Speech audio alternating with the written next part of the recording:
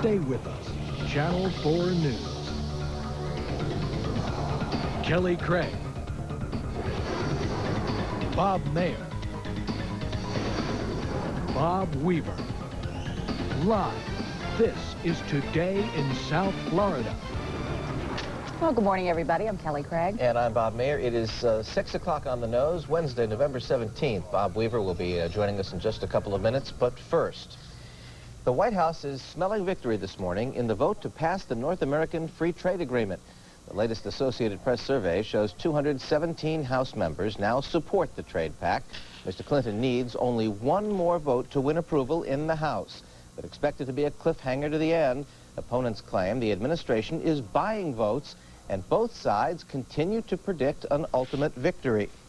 Now, there's been some late-minute switching on votes on both sides, and let's go live now to NBC's Bruce Hall, who is standing by in Washington, D.C. with the latest. Bruce? Good morning. The president continues to pick up key votes on the NAFTA issue. You're watching Channel 4 News, Today in South Florida, #1 at 6 a.m. And good morning once again. I'm Kelly Craig. And I'm Bob Mayer. It's 6:28, Wednesday, November 17th. And topping our news today, the countdown to NAFTA begins as both sides predict victory. We might as well get away from that quick. And you see the feather that he lost? Huh? Poor Weeby. You know, he's going to have to go down, I think, to the parrot jungle because he's falling apart here. What do you say, Weeby, huh? Well, what was the name again? Huh? Ashpole. Oh, okay. Just don't lisp. We are going to take a good look at a couple of things right now. First of all, you know what this is, don't you? This is birthday time. Good morning. The long, tortured NAFTA trail has finally come to an end. What began as a trade idea some years ago is set to finally be decided on Capitol Hill. Supporters and opponents claim they have the numbers to win, and though they foresee different outcomes, both sides are predicting an exceptionally close vote today, Wednesday, November the 17th, 1993. From NBC News, this is Today with Bryant Gumbel and Catherine Currick. And good morning. Welcome to Today on a Wednesday morning. How was Richmond? It was great. Yeah. Great. Yeah, I was participating in this Virginia Heroes program started by your close friend, the late Arthur Ashe. So we spent the day talking to students from Richmond middle schools about staying in school, staying away from drugs, hopefully trying to inspire them. I hope we got through to a few of them. I told them that they should be watching the show this morning. So if you're watching, hi, kids. Stay with us. Channel 4 News.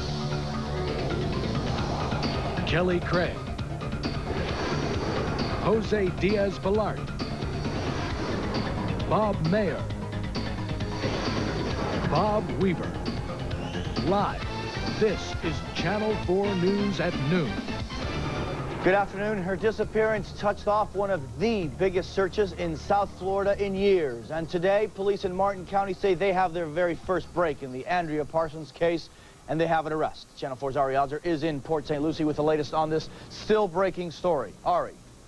Hi, Jose. We're actually in Port Salerno, a little south of Port St. Lucie. What happened here is that the Martin County detectives arrested a man. His name is Claude Davis, who actually lives right across the street from where the family lived when this disappearance happened. Well, the arrest is the first break in the case that has occupied a lot of people for several months. As Ari said, Channel 4's Susan Wallace has covered the search, and she continues our team coverage with a look back at how it all started. They tied yellow ribbons on all the trees along Ebb Tide Road, hoping Andrea Parsons would find her way home. Now, Channel 4 News at noon continues. It is a series that started out on Saturday mornings, and now it's ready for prime time and being watched by a lot of young people, which explains why I've never seen it, because I'm an old bag. Joining us now are two of the stars of Saved by the Bell, the college years, Mark Paul Gosselaar and Mario Lopez. Welcome, guys. Welcome. Thank you. Thank you. Is this Kelly? Yes. Kelly, now Kelly, you do not sound like an old bag. You do not sound like an old bag. You sound like a vivacious, just young, thriving. Trust me, I'm old enough. I'm old enough. No. I'm old enough to be your older sister. Now. Good afternoon, I'm Tony Segreto. Coming up next on 4 News Now, a neighbor claims to know what happened to a missing little girl. Now the neighbor is in jail, and the search for Andrea Parsons continues. Plus, keeping your children safe. Channel 4 Susan Wallace finds out from police what every parent should know. And a pay dispute turns into protest against American Airlines. But you and South Florida's economy could suffer. Plus, making a difference. You will meet one woman who cares for 30 children with special needs. Stay with us. 4 News Now is next. Stay with us. Channel 4 News. Tony Segreto. Bryan Norcross. Live. This is 4 News Now. A little girl vanishes, gone without a trace. Andrea Parsons is the girl highlighted here. She's been missing since July. Now tonight, a neighbor reveals he knows what happened to Andrea. Good evening. This story first on 4 News Now. Claude Davis turned himself into police last night and appeared in court today. He lives across the street from the Parsons home in Port Salerno, a small town in Martin County just south of Stewart. But despite Davis's arrest, the search for Andrea Parsons continues. Channel 4's Ari Odzer is in Stewart. He begins our team coverage with details on what Claude Davis told police. Ari? Tony, the Parsons family is in a terrible state of limbo right now after 4 months of wondering what happened to their 10-year-old daughter, Andrea. Along comes this guy who tells police that Andrea Parsons is dead. Andrea Parsons is the most recent high-profile case of a missing child, but her case is not the only one still unsolved in South Florida, and the state for that matter. In fact, at 6 o'clock, we're going to go inside the numbers for a breakdown of missing children. Well, the hours have turned into days for the family of a missing woman from Kendall. Here now with more on that is Gerri Helfman. Actually, it's weeks now, isn't it, Gerri? Tony, it's a heartbreaking story. Despite dozens of calls and flyers, police still don't know where Dorothy Hagens is. We'll just have to see how it shakes out after tonight's big vote. Okay, Steve Handelsman in Washington, thank you very much. Well, just ahead on 4 News Now, a middle school student in Broward County arrested for allegedly peddling drugs to other children. Suffering from PMS, women? I'm health reporter Ileana Bravo. You may not need a visit to the doctor's office, just a visit to the gym. I'll have that story coming up. And then at 6, be careful what you say over the phone. Telemarketing scams are dialing up dollars at your expense. Also, American Airlines and a pending strike. What it could mean to South Florida's economy. Stay with us. 4 News Now. We'll be right back. 4 News Now continues. Cops bust a drug dealer at Tequesta Middle School in Weston. What makes this case so unique, the person they arrested was a 13-year-old girl. Stay with us. Channel 4 News. Tony Segreto. Bryan Norcross. Live. This is 4 News Now. Welcome back to 4 News Now. Tonight, American Airlines is flying high, but the question here is how long will these planes be taking off? It looks like flight attendants will strike tomorrow, and even though American says it will keep flying, what effect will canceled and delayed flights have on South Florida? Here with more is Channel 4's Michael Williams. American Airlines flight attendants are less than 14 hours away from a strike deadline. And why has this taken so long? Well, the county's reluctant to tear down anyone's home, and an appeal can stall the process for quite some time. But Brian, Friday, 3 houses come down, and the county folks think that's progress. Now, if the counties decide to tear down a house, chances are it's in pretty bad shape. But some of these people want to keep it as an emotional attachment to it, or is there a financial reason they would want to keep it? Financial reason, and they think they can sell them. There's always that possibility. All right, Hank, thanks. We'll stay on top of it. Now, thousands of Hurricane Andrew victims are still waiting for tax refunds from the IRS. The government says it's holding nearly $3.5 million in refunds because many people moved after the storm. And that's going to do it for us on 4 News Now at 5. Thank you for joining us. Stick close, though. I'll be joining Michele Gillen now for the Channel 4 News at 6. Michele? Well, the worst fear appears to come true for the family of a missing child. A neighbor confesses he knows what happened to 10-year-old Andrea Parsons. We'll have a live report.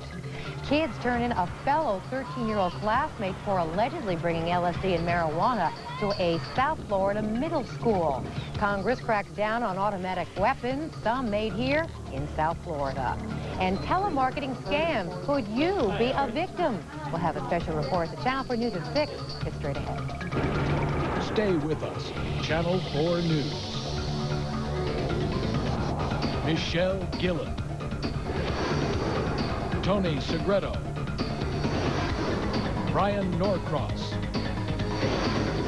Ned Smith. Live.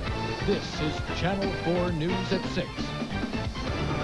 Good evening, everyone. A man says he knows what happened to a missing girl. And for the family of a missing 10-year-old, the news is tragic. Tonight, the Andrea Parsons case breaks wide open. It is something that tears at our hearts more than anything else. A missing child. Tonight, a horrible development for the family of 10-year-old Andrea Parsons. She disappeared while walking home from a store near her home in upstate Stewart. That is where Ari Odzer is now live with the very latest. Ari? Tony, 4 months after Andrea Parsons vanished, a man who once lived across the street from the Parsons family has confessed to police, but it's not a murder confession. We spoke to a representative of the Broward County School Board, and they said an investigation is continuing. The little girl, she's in the 8th grade. She faces suspension for at least 10 days. She also possibly faces expulsion from school. The other situation that's being investigated is she says that she stole the drugs from her brother. So police are now going to look into that and find out possibly if the brother does have some drugs or if indeed she got them somewhere else. However, we do know that the thing that happened out here, this woman brought these drugs to this school, this little girl, because somebody here wanted to use them. Michelle? A real payoff for having an officer on campus. Ed O'Dell, thank you for that live report. Now the good news. The Federal Trade Commission says it will now join forces with the FBI, the IRS, the Justice Department, State Attorneys General, and the Securities and Exchange Commission in a major crackdown on telemarketing fraud.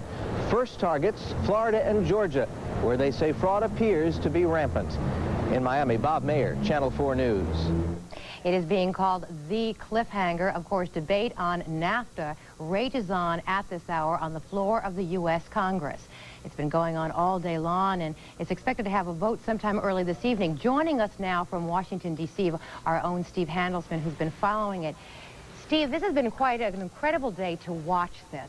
I first want to ask you about it. Now it appears the president has enough votes. Let's talk about how he is winning those votes. Some critics of NAFTA say he is buying them, so to speak, and are very angry. What's going on down there? Tony, Michelle, that is sports. All right. Thank you. Time for us to say goodnight. We thank you for joining us. NBC Nightly News coming up. We'll see you tonight at 11.